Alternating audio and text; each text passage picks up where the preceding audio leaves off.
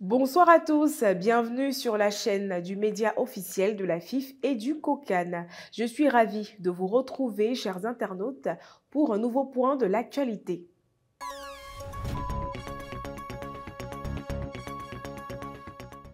Affectueusement appelée Maman Colette, Madame Esty Yoel a ouvert un restaurant dans une zone éloignée appelée kilomètre 24, connue pour ses plantations et ses entreprises.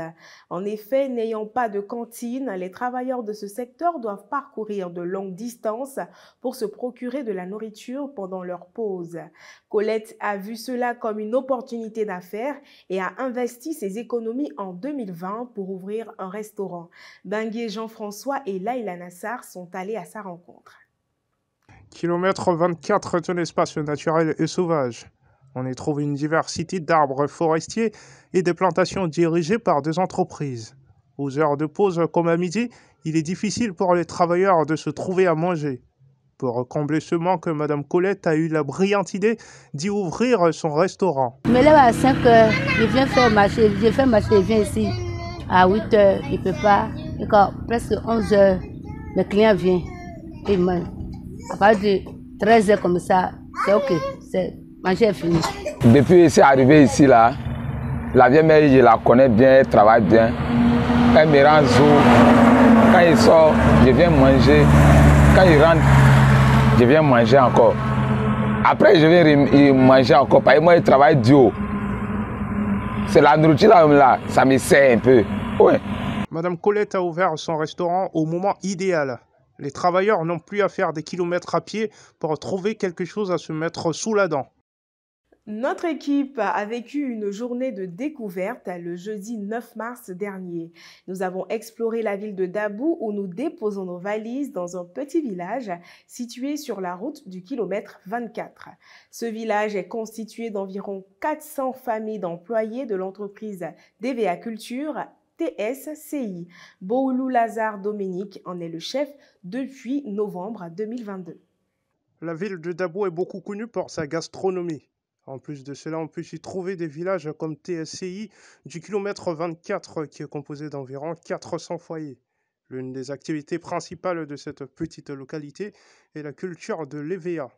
Boulou Lazare Dominique, le chef du village, nous parle de la particularité du village. Ici, nous n'avons pas d'école, mais l'école qui est construite pour la société se trouve où il y a l'administration, au secteur 1. Ici, c'est le secteur 2. Donc là-bas, c'est le secteur 1. C'est là-bas toute l'école se retrouve, les 12 classes. Voilà. Ici, nous avons une petite classe de pépinière dans le temps. Maintenant, ça n'existe plus. Parce que l'Abidjan a commencé à prendre ici, on a regroupé tout au sein de l'administration là-bas. Donc ici, nous sommes là uniquement que pour le travail.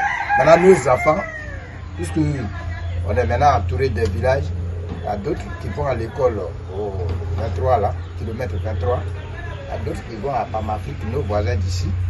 Et c'est comme ça on les a éparpillés. Sinon, dans le temps, le car venait chercher les élèves ici pour aller fréquenter le côté le soir, ils les déposaient.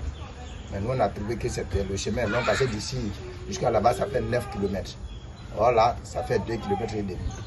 Le 23, ça fait 3 km. Donc, au lieu de 9 km, on préfère ici.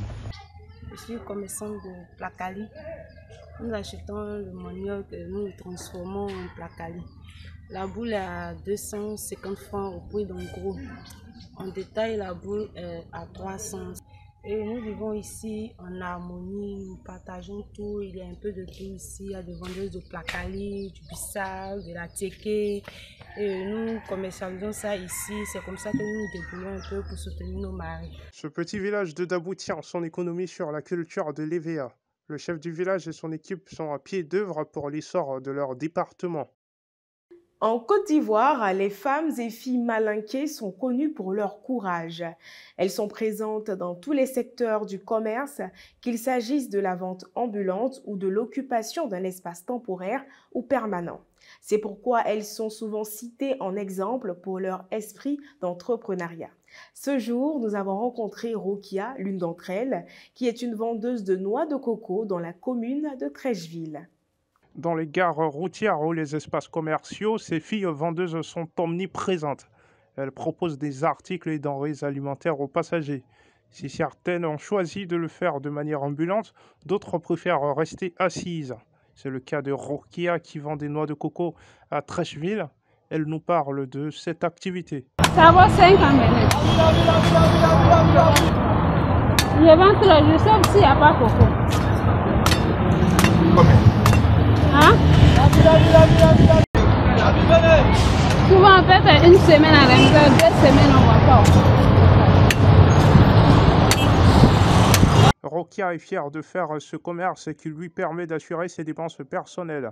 Avec cette activité génératrice de revenus, elle a son équilibre financier. Ainsi prend fin ce point de l'actualité. Merci chers internautes de l'avoir suivi. Passez une excellente soirée.